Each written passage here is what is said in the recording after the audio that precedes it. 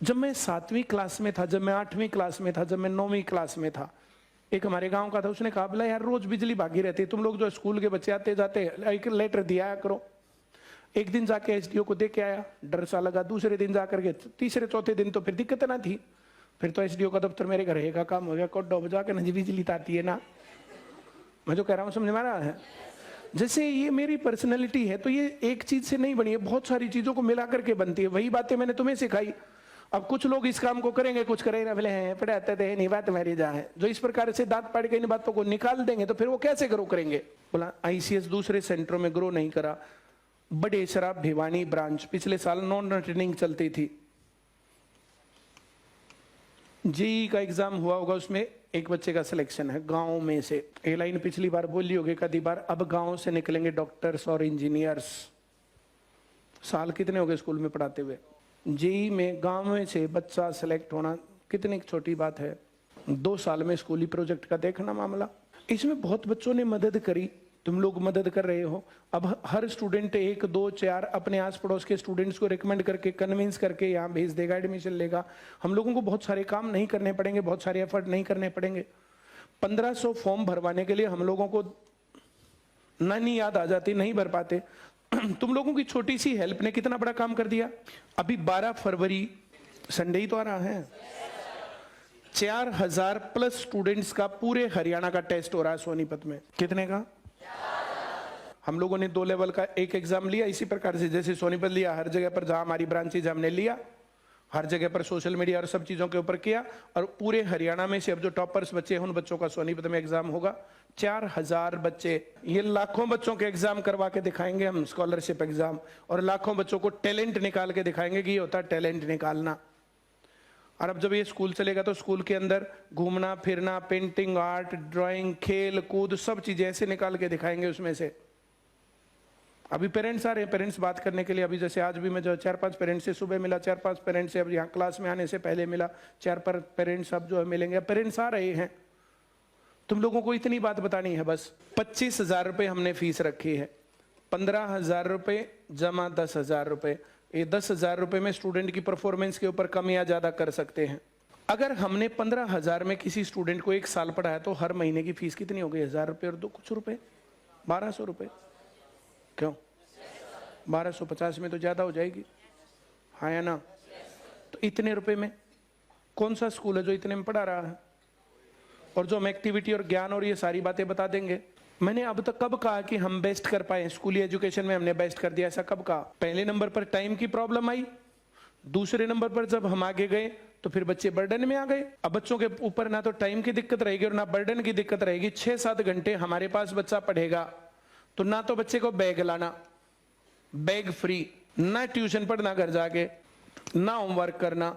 6-7 घंटे यहां पढ़ेगा और मस्ती मारेगा जाके। मान लिया हमने स्टूडेंट को किसी को 10 से 4 बजे बुलाया, 10 बजे से और 4 बजे मान लिया हमने बुलाया। कोई बच्चा 5 बजे उठ के सुबह और 6 बजे से 8 बजे तक किसी भी स्टेडियम में या कहीं पर भी एकेडमी में जाकर के खेलता है, एक्सरसाइज करता है, योगा फलाना ढकड़ा, 2 घंटे कम नहीं होते। 8 बजे वहां से चल के 10 बजे घर जाके तैयार होकर के 10 बजे क्लास में पहुंच के 4 बजे जाके 4 से 5 बजे तक फिर फ्री होकर के, और 5 बजे से 6 से 7 कहीं पर, 5 से 6 कहीं पर कोई activity, drawing, painting, art, culture, कुछ भी चीजें सीखना।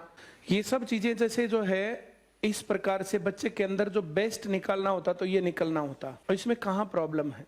और हम 10 से 4 बजे यहाँ पढ़ा करके और साथ में होमवर्क करवा के घर भेजेंगे तो क्या हम सिखा नहीं सकते और क्या हम प्रैक्टिस नहीं करवा सकते? नॉन अटेंडिंग में बड़ेसरा, लोहानी और 3 ब्रांच चली थी, क्या नाम इसका, बलियाना। वहां का रिजल्ट देखना तुम बोर्ड में भी। अब जो ट्यूशंस का मामला था तो हर क्लास में, 9th क्लास में यहाँ टॉपर नहीं है हमारा, 10th क्लास में टॉपर है, 9th के अलावा सब में टॉपर है। टॉप 10 में से 12, 13, 15 जने इस प्रकार से निकले। कैसे? जैसे सेकंड नंबर पर जो है 4 जने आ गए, ऐसे इस प्रकार से। टोटल जो टॉप 10 जो हम लोगों ने निकाले, 10 में हमने ऐसे निकाले, जैसे 5th नंबर पर 3 जने तो तीनों को ले लिया, 1 को नहीं लिया, ऐसे करके।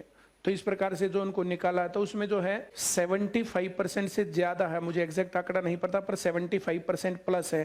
और 9th क्लास को छोड़ करके सभी में टॉपर्स हैं।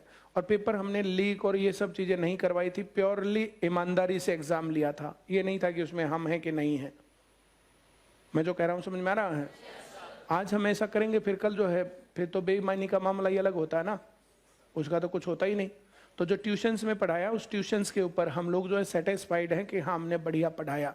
और उसका रिजल्ट देखो, 1-2 साल में हर गांव में से जिसमें अगर कैलिबर है तो बहुत सस्ती फीस पर पढ़ के डॉक्टर और इंजीनियर के लेवल तक हम पहुंचा देंगे। आगे वो फीस पे करने की कैपेसिटी में है या नहीं है तो वहां दिक्कत है। साइंस लेकर के इंटेलिजेंट है, साइंस लेकर के अपनी लाइफ बर्बाद नहीं करनी चाहिए। साइंस की आगे पढ़ाई में बहुत खर्चा है और बहुत लंबे टाइम तक, उतने टाइम तक तुम्हारे घर वाले उतने पैसे दे सकते हैं तो वो करना चाहिए। नहीं तो आम आदमी के लिए सबसे बढ़िया कि 12वीं पास करे, ICS में पढ़े, जॉब लगे और 3 साल में BA भी हो लेगी। तो 3 साल में हर हालत में 12वीं के बाद जॉब भी और BA भी।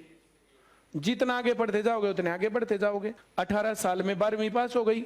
अब तुम्हारे साथ जो गड़बड़ हुई सो हुई, छोड़ो उसको। 18-21 साल तक जॉब भी है और ग्रेजुएशन भी है। अब आगे पढ़ते रहो थोड़ा थोड़ा, जिंदगी के मजे हैं। सब लोगों के पास 50-40 हजार रुपए महीना आएंगे पैसे इस तरीके से। तो कहां प्रॉब्लम है इस बात में? कोई भी स्टूडेंट जो अभी 6th क्लास से हमारे पास पढ़ रहा है, 7th क्लास से हमारे पास पढ़ रहा है, हम उन बच्चों को बताएंगे भाई तुम्हारे घर की कंडीशन ये है, तुम इंटेलिजेंट तो हो, तुम साइंस कर भी सकते हो, लेकिन वो खर्चा कौन देगा तुम्हारा? और ऐसे कितने लोग हैं जो खर्चे के कारण दिक्कत है। मैं जो कह रहा हूं समझ में आ रहा है? और अप्स और डाउन्स लाइफ का पार्ट होते हैं, ये घटनाएं। अब सारी बातें यहां बताई नहीं जा सकती। कितनी बातें ऐसी होती हैं जो घर की कंडीशन बिगड़ गई, घर का अर्निंग आदमी था, वो मामला बाई चांस दिक्कत हो गई, फिर आगे। तो अपने घर की कंडीशन, अपनी कंडीशन देख करके तब जो है डिसाइड करना चाहिए। सारे काम सब छोड़ करके लोगों को पढ़ के जॉब लगनी चाहिए। पहला काम जॉब लगना। और जितने लोग पढ़ने वाले हैं उन सबको जॉब मिलती है। ये कहेंगे सबको जॉब थोड़ी मिलती है, कहां नहीं मिलती जॉब। जो लोग सब पढ़ रहे हैं 2 दिन आगे पीछे, एक आधी बार लेट हो जाता है, ये समय है जो लेट हो गया। लेकिन इसके तुरंत बाद अब जो CET लगेगा और कुछ लगेंगे, पुलिस में लगेंगे, बहुत लोग लगेंगे और लगाने ही है सरकार को। उसके लगने में ये पढ़ाई काम आती है और क्या काम आना है।